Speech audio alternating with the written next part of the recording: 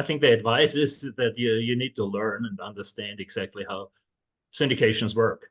And I think the easiest way to do it is to, one way is to get to the forums, like Passive Pockets, for example, and some of these groups. But even just go to the regular crowdfunding websites, sign up for the webinars, listen to the webinars, listen to some podcasts, and the more you get involved, the more resources you will find, actually, right?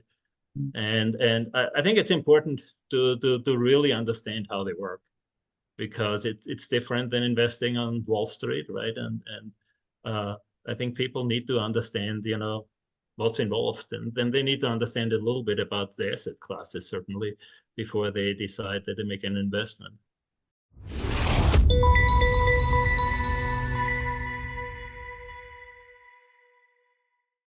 Hi, Adam Gower here, founder of Gower Crowd and host of this podcast and YouTube show, The Allocator, where I am focusing on learning more about the real estate or the capital allocator industry that has been emerging, particularly over the last 2 or 3 years.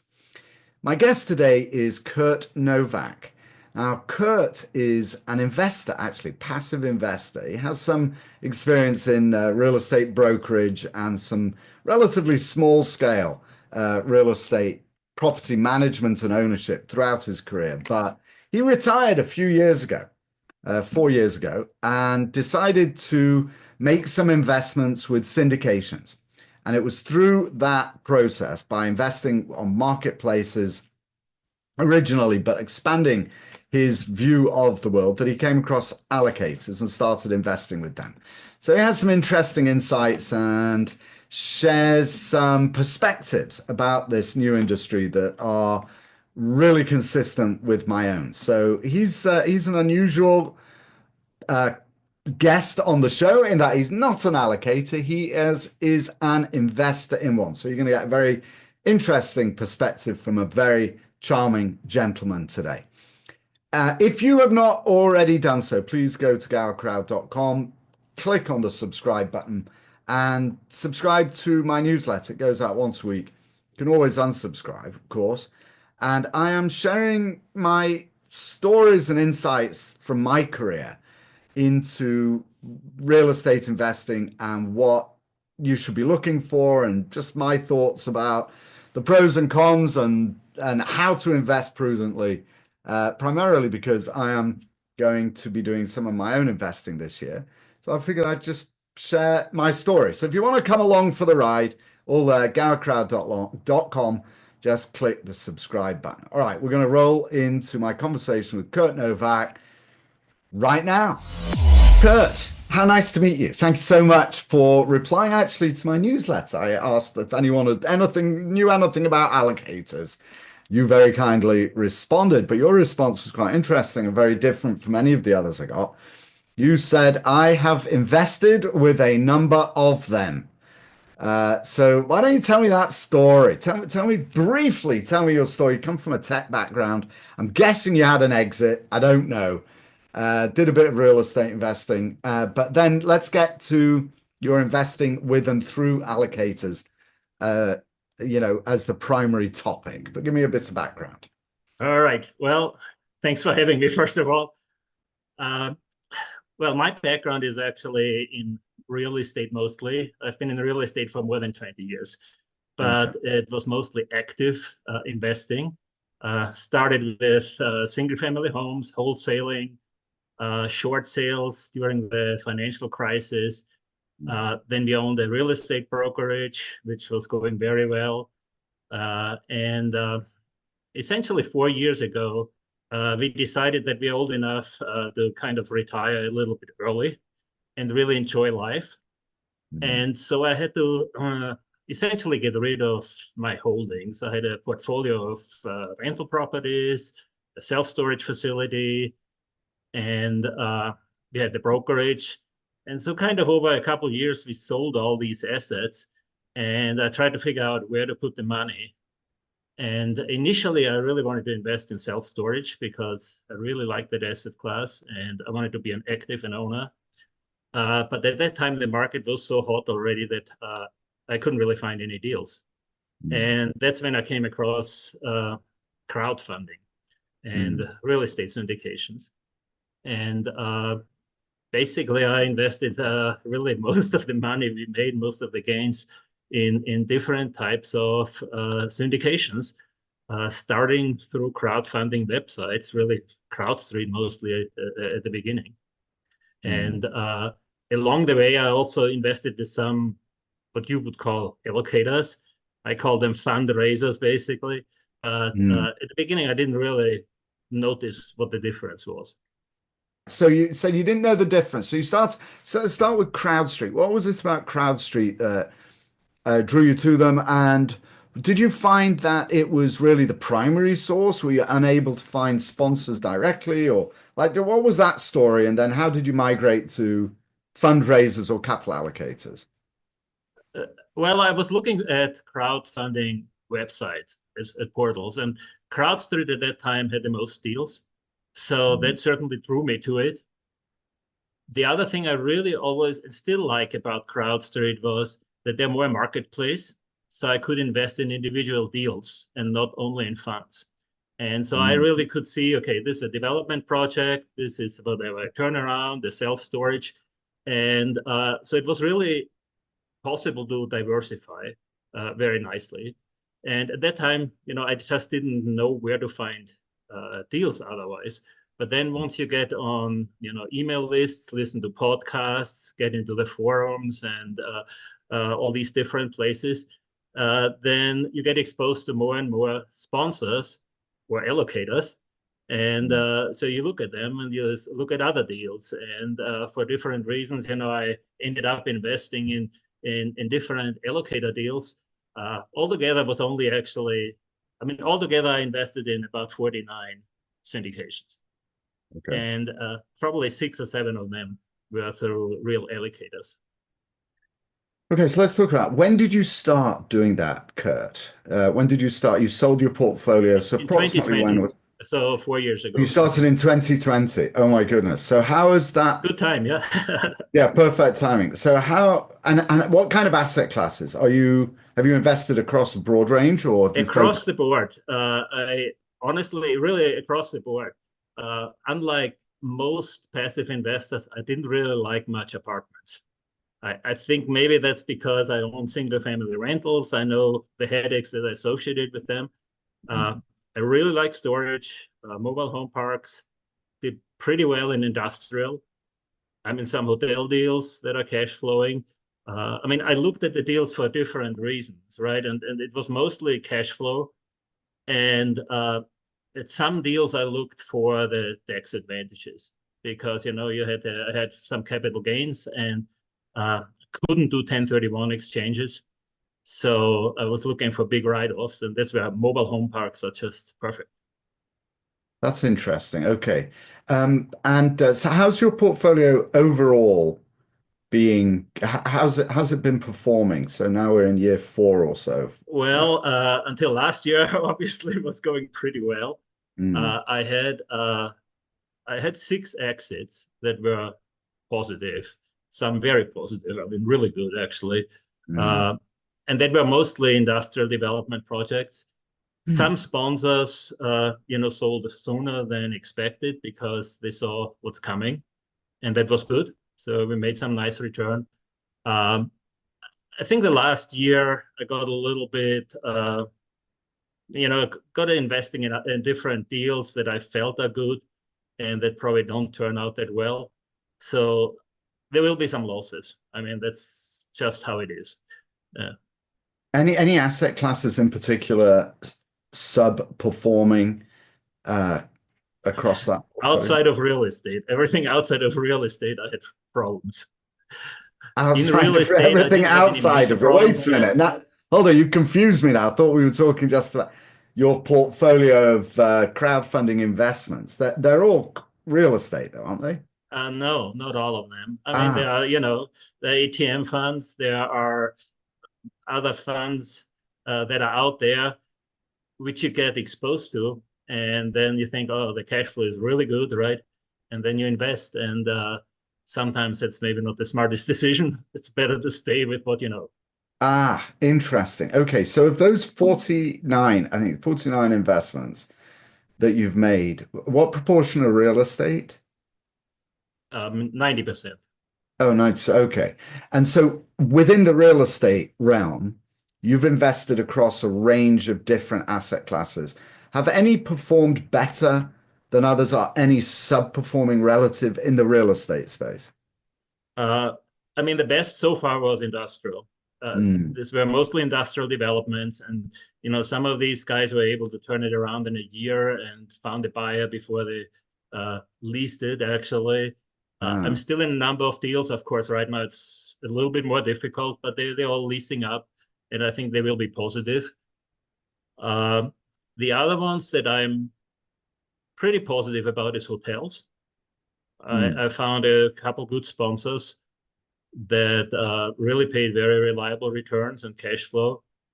And I think self-storage and mobile home parks, uh, although I like them, they didn't perform as well. I mean, the distributions were basically half of what they projected. But Right. I mean, they will turn out positive, I think. I mean, there will be some investments actually in office. I mean, a number of office deals, and some are cash flowing still. Mm. But I don't know if they will be able to sell them. So we will see. And then unfortunately, I got caught up in some of these fraud cases, that you're aware of. Oh, you did. And, they will hopefully get a little bit of money back. I see. Um, and so now you were telling me that you started investing with CrowdStreet and then you expanded to other avenues, including some capital allocators. So Mhm. tell me about that migration, why you chose to do that, how you did it, and the story of moving to these allocators. I think there was always a specific reason, but honestly, I just didn't know the difference. You just as a passive investor, as a retail investor, looking for deals, you don't really know the difference between an allocator and a sponsor, and so forth. And I mean, now I know it, yeah, but at that time I didn't really. And So so I is that I'm invested going to with one interrupt you. allocator Um, because of the hmm. location. We were living in Ohio at that time still, and they had a project in Ohio, kind of close by. So I invested in that deal because I thought it's a good idea because I like the project.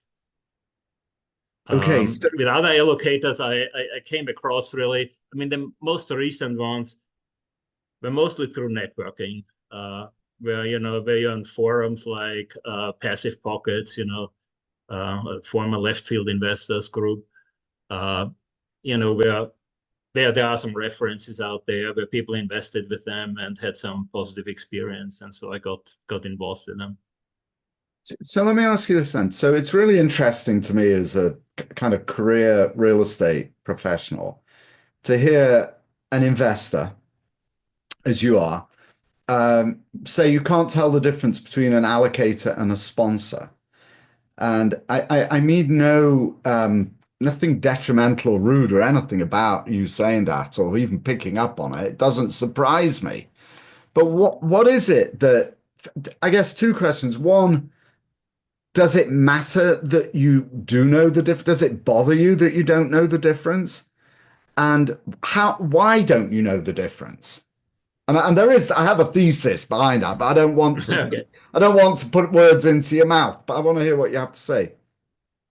Well, I don't know. I didn't know the difference because how it's presented, how they are marketed, it sounds like the sponsor and the allocator are the same, or they're kind of a partnership that's kind of naturally working together already. It's usually not presented that, okay, I'm the allocator, I'm raising some money, and then I will invest in this deal. So it's usually not presented that way. But I Is that think back misleading? Do you think is that misleading, Kurt? to some degree, yes, because I mean it creates then the problems that really thinking about it, that the allocators are not really involved in the project, right? So they're in my opinion, they're kind of like a crowdfunding marketplace Mm. that collects some deals, and find some investors. So they're the middleman, right? But I'm not invested directly with the sponsor, with the operator who is doing the business, right? And so really thinking about this, I'd rather invest with a sponsor who is either in self-storage, who is in hotels, and that's all they do, right? Because they already have the experience and they do actually the work. So, but if an allocator can come to you and say, hey, look, you can invest directly with the sponsor, or you can invest through me. And this is assuming that you know that there's a difference, right? That they're being open about it. Mm-hmm. And if you invest through that allocator, you get better terms. What would be like, would that swing the needle for you? Do you still prefer to go directly with the sponsor? No, I think, I mean, it does swing the needle because you get sometimes better deals. Mm. And you get access to more deals because as a passive investor, I'm not out there to look for all these sponsors and vet all the sponsors. I just can't do this. So there is a value for the allocator or sometimes some kind of middleman, right? Mm. To vet the deals, to get better terms, maybe to get lower minimums. I mean, like all your previous guests said, I mean, that's certainly the advantage of having an allocator in there. And do you think that I'm sorry, what is it about the way that an allocator communicates that makes it difficult to tell if they're a sponsor or not?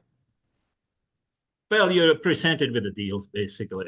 They're not advertising that I'm an allocator and I raise a fund and then we'll do something with the money. So they basically present usually a deal.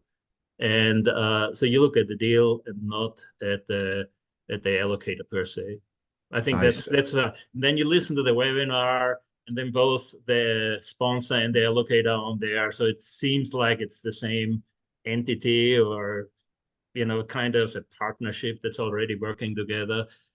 So initially it's very hard to tell. And then you read the PPM and then maybe you notice that you actually invest in the fund first and then the fund is taking the money over and invests in the sponsor.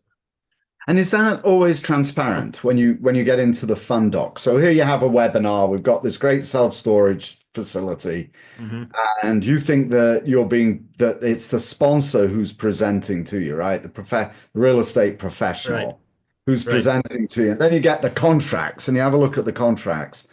And so describe that to me. I mean, has that come as a shock to you? Like, how did that first occur to you that you weren't actually investing through to the allocator or to the sponsor, I should say? Honestly, it's hard to say. I think now I know the difference. So I know that. I mean, let's use equity multiple as an example, because in my opinion, they're an allocator, and they create a separate LLC for each investment, right? And so they pre-fund it actually, and as a small investor, I put some money into this LLC, and this LLC then this fund invests in a project, and usually there are probably other investors potentially in there. There it's 100% clear. I mean, there. I know I invest in the fund. There are separate fees. That's sometimes a little bit hard, and also to understand actually that there are kind of two sets of fees, two sets of responsibilities. Whom should I bet as an investor? Do I bet the allocator, or do I bet the project and the sponsor? And obviously I try to rely on the allocator to vet the sponsor, and then I just have to trust the allocator. And usually the allocator maybe doesn't have that much experience. I mean, some bigger ones obviously do, yeah. So it's kind of confusing, let's say, yeah. It is confusing. I find it confusing. Yeah, I see so many people on LinkedIn, and I think I cannot tell if this person is a sponsor or is an allocator. It's And you know, the language of real estate has started to merge as well. I don't even what is a spot? What is it? What's a sponsor? You talk about fund managers or fund of funds. I mean, these are all terms that I know from my institutional career. You know, the times that I've been involved in institutional real estate, and what I see, these are not fund managers. They're just, it's not what I am used to, yet the language is the same. So it gets very confusing. Yeah, and I think the fund of funds, when it gets to this probably scares me the most.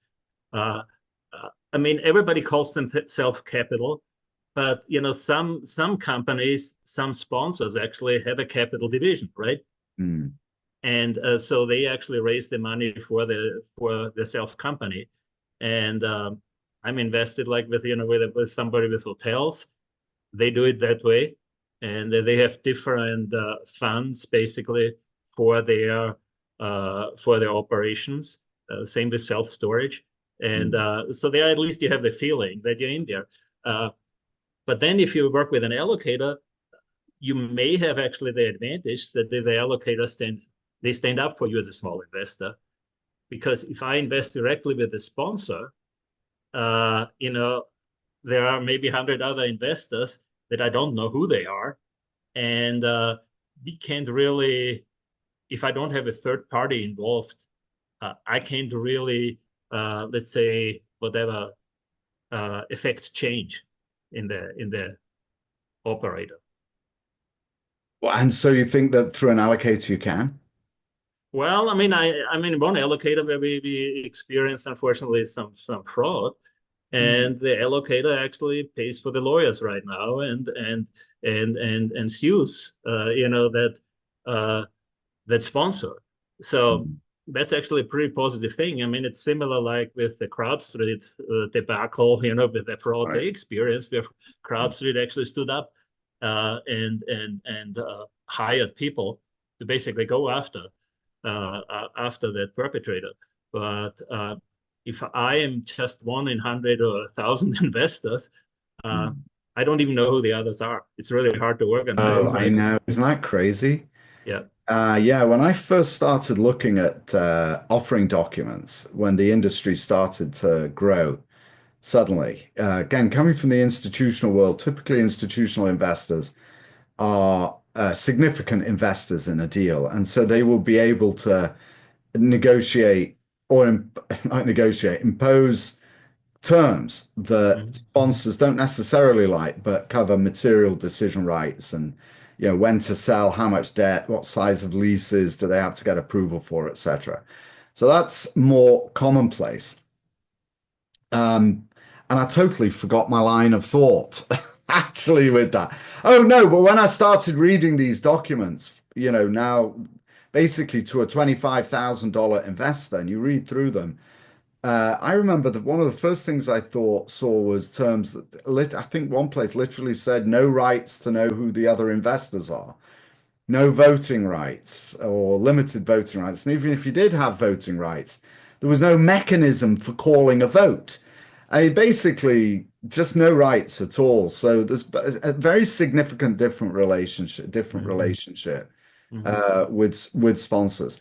But the other thing that I noticed, Kurt, early on, and just talking to you has kind of reminded me of this thought, was that when crowdfunding, and it's the wrong term for it, really, it's not crowdfunding, but when marketplaces emerged like CrowdStreet and early on Realty Shares and Realty Mogul and Equity Multiple and these folk, when they emerged, it occurred to me that for the first time in real estate history, you not only had to really research the deal and the sponsor, but now there was this extra layer that you needed to gain comfort with, and that was the intermediary, the marketplace, right? So, is this a legitimate marketplace? Now you got to, okay, how do we figure that out? I know Mm-hmm. real estate, and I know how to figure out deals and underwrite those and figure out a sponsor.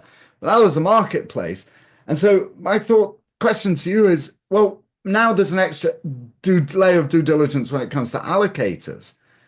How do you deal with that? How do you know that an allocator you're working with is a legitimate allocator? How do you know that, right? They're giving all this due diligence on the sponsor, but how do you know you're not going to wire to them and it's just going to go poof and they show up in Brazil, sending you postcards? Well, I think the best way is through networking and getting references from other investors. I mean, you wanna work with somebody who has some experience and who had maybe some full cycle investments, and then find out if they, did what they promised they would do. Somebody totally new, I certainly wouldn't invest with them anymore.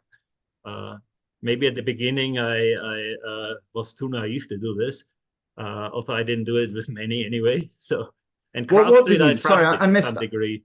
Sorry, Kurt, I missed that. You said you wouldn't invest. What was the term I, that? I think right now it would be hard for me to invest with an allocator who is totally new, who Oh, I doesn't see. have, who has 1 or 2 years, raised maybe a few million bucks, I and see. doesn't have any experience in the real estate asset class that they're promoting. Ah, gosh, I'm so glad you said that. And actually, because it brings me to this question of equity multiple. So I know the equity multiple guys. They were one of the earliest adopters, one of the earliest platforms, Mm-hmm. marketplaces.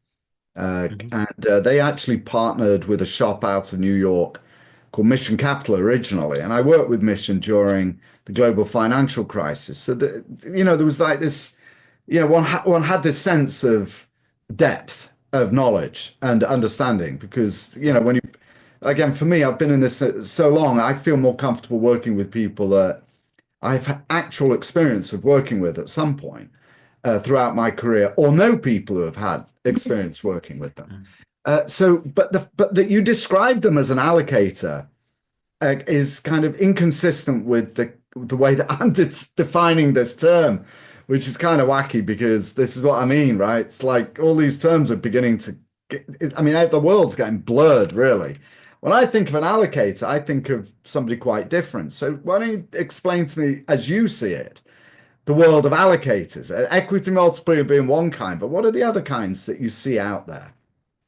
Well, I think when we first exchanged emails, I told you I don't know exactly what an allocator is really. I call them fundraisers. I noticed, okay, there are these guys out there that raise money and then find some kind of a deal to invest it in. And I mean, 1 or 2 allocators we work with, or quote allocators, they basically completely they created the connection. So they were still more like a marketplace.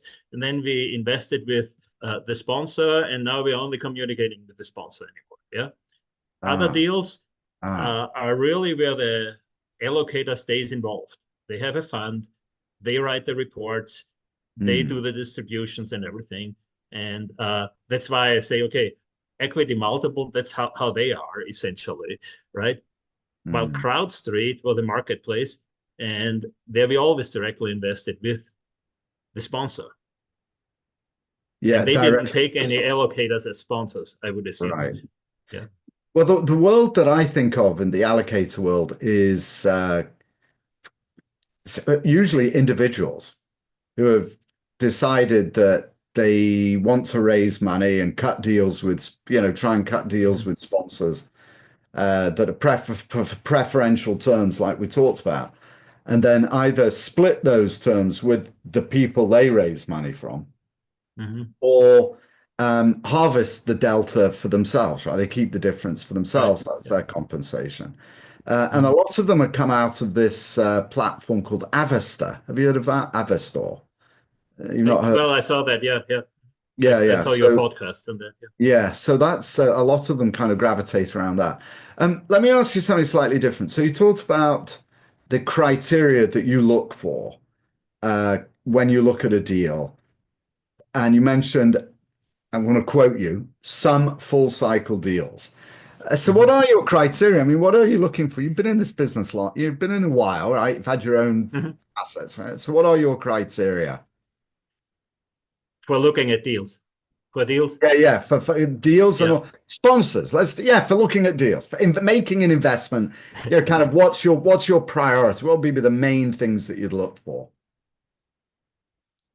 Well, honestly, I still first look at the deal. If it's a cash flow deal, if it's like, what type of investment it is, if it's an equity investment versus a debt investment or preferred equity. I think that's becoming more and more important for me right now because I'm still looking more at the cash flow side. And then for me, the sponsor or allocator is really secondary. And I kind of have to trust the allocator that they do a proper vetting of the sponsor. And the hard thing for me is then vetting the allocator.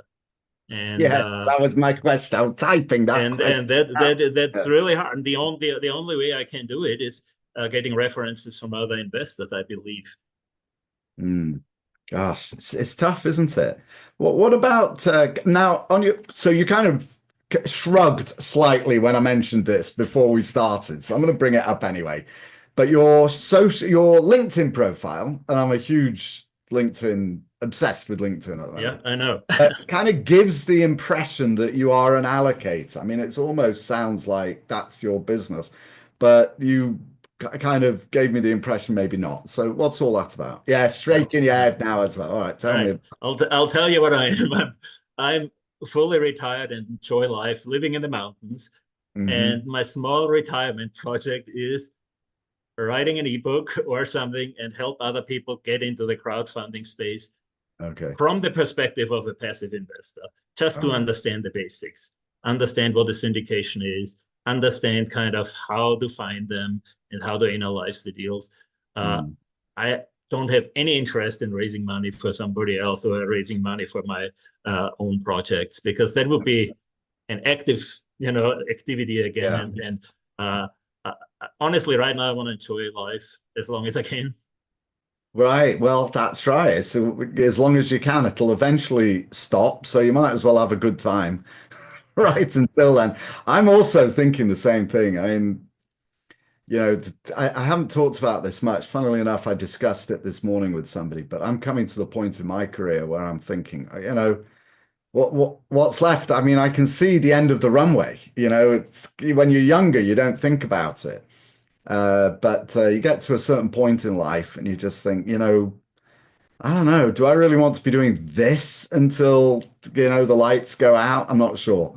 But we had a very good run, like with selling residential real estate, right after COVID. That was totally crazy. Yeah, it was really good. But then we turned, 60, and my wife said, well, we have to stop because, we could do this forever. And we make a lot of money, but it's basically 24/7. And that's when we decided, okay, we'll have to take these steps, sell everything, try to get passive income, and move to a place where we want to live and do the activities we want to do, like skiing and hiking and mountain biking and these things. All right. So you've picked, apart from hiking, you've picked some of the most dangerous active sports, skiing and mountain biking. Everyone I know. I just got my youngest son actually has just started mountain.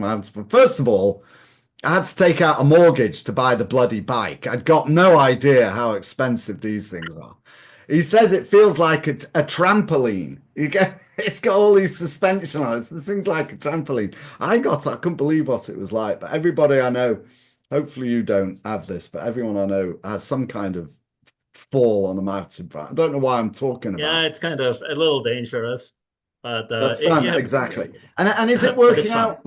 Is it working out for you, Kurt? I mean, not the lifestyle, but in terms of having invested the way that you did in real estate, the way that you did through syndications, allocating, etc., crowdfunding platforms.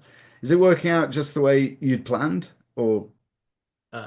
Well, it worked for 4 years, so that's pretty good already. Okay. I mean, looking at the financials, at the numbers, no, it didn't turn out exactly how I thought it would turn out. I mean, the projections are projections, and the distributions are much lower than people assumed 2 years ago or 3 years ago.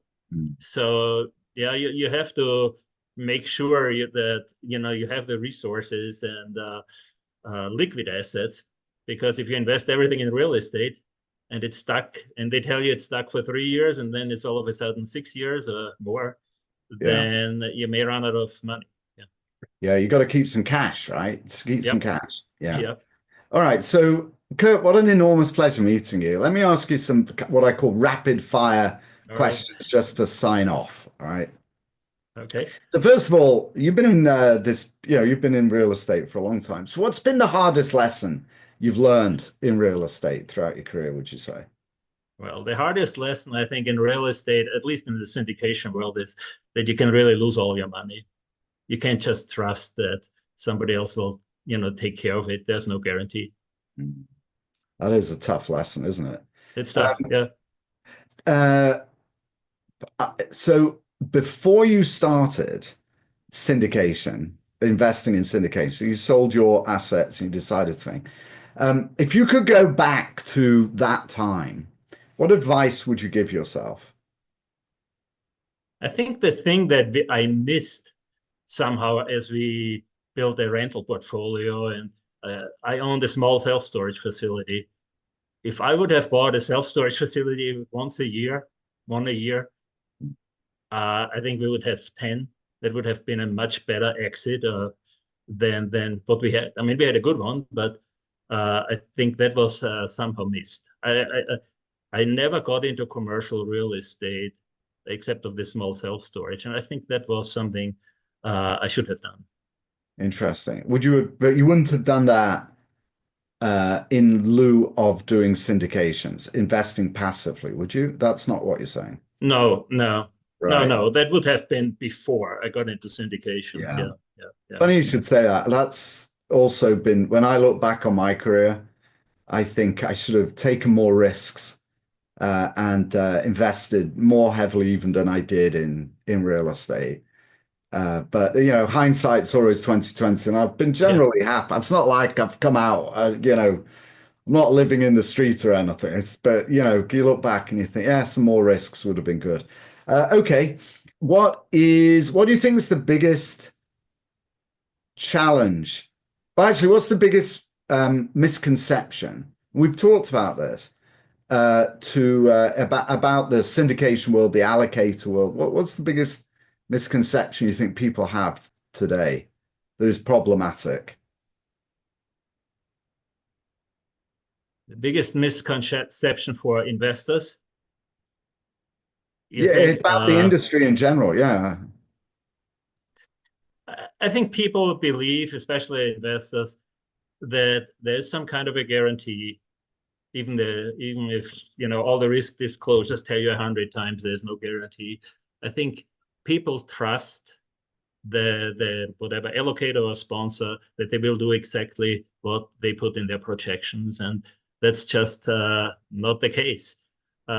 But on the other hand, I think the good thing is there are a lot of good sponsors out there, and they're performing well, and they pay distributions, and they create profits for the investors. So I think for a while it was like, it's easy money, when you saw all these deals, it was easy to get investors, and investors thought that, okay, there are all these great returns out there in real estate. So everybody was flooding their money in. Everybody had too much money after COVID, right?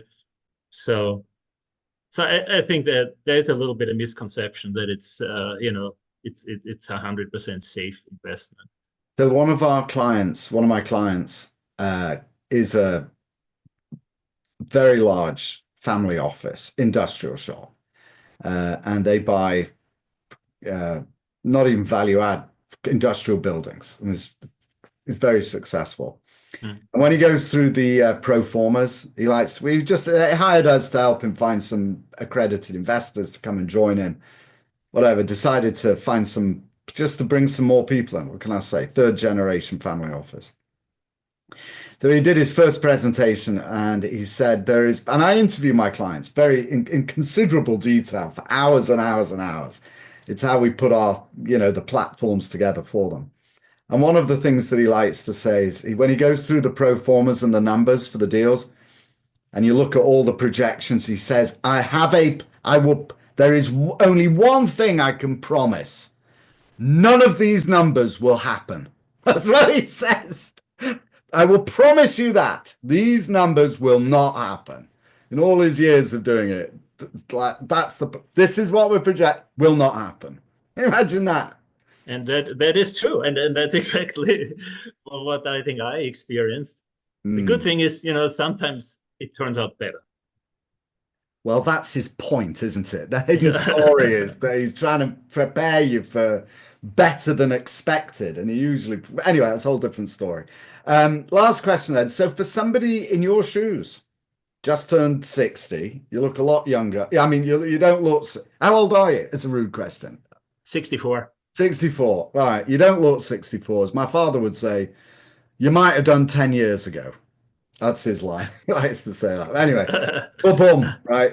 But for somebody at the age of 60 who's thinking of the same things, wanting to slow down or live life a little bit differently than they have done, and are thinking about investing in real estate, in syndications, not buying deals themselves, what advice would you give them? Well, I think the advice is that you need to learn and understand exactly how syndications work. And I think the easiest way to do it is one way is to get to the forums, like Passive Pockets, for example, and some of these groups. But even just go to the regular crowdfunding websites, sign up for the webinars, listen to the webinars, listen to some podcasts, and the more you get involved, the more resources you will find, actually, right? And I think it's important to really understand how they work, because it's different than investing on Wall Street, right? And I think people need to understand, what's involved, and then they need to understand a little bit about the asset classes, certainly, before they decide that they make an investment. Kurt Novak, investor. Thank you so very much for joining me. It's been an enormous pleasure meeting you. It's nice to be on the podcast. Thank you. All right, that was Kurt Novak. Kurt, what an enormous pleasure meeting you. Thanks so much for taking my call today, I guess, and for taking up on my invitation to join me on the podcast. It's a real pleasure to meet you and to have spent the time talking to you. And thank you to dear viewers for joining me today. I hope you found that an interesting conversation, definitely different from the other conversations I've been having with allocators directly, and very interesting perspective. So thanks, Kurt. Okay, that is all I have for this week. So until next time. Oh, gosh, no, it isn't, because I always have to finish with a call to action. If you're not done so far, please sign up or subscribe to my newsletter there at gowercrowd.com. Mandatory CTA at the end of the show. Now I can sign off and say thank you for joining me. That's all I've got this week. Until next time, this is Adam Gower signing off.